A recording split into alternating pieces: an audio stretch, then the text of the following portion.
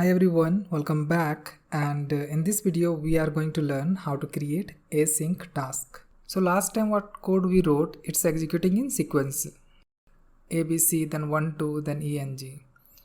Now let's modify this code to create one task. So task equal to async IO dot create task, and we'll pass this print ABC function there.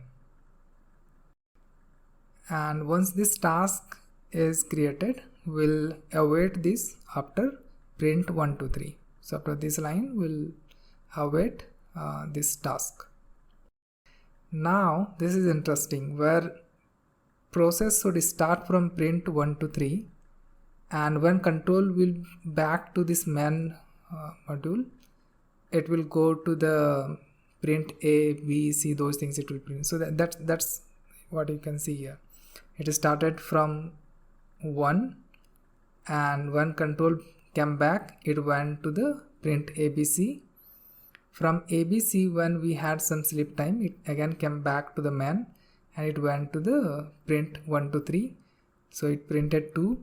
Then again it went back to the print ABC, printed B and C, completed that part, and finally it print E and G. Now let's do one thing. We are going to comment this await task, and let's see what happens. Because we are not waiting for this task, so process will execute. It is start, but it will not wait for this print ABC. So it started from 1, and then it went back to ABC. Again it printed 2, and then it went directly to EG, and finally by that time it was able to print B. So it didn't even wait for C to print. So thanks for watching.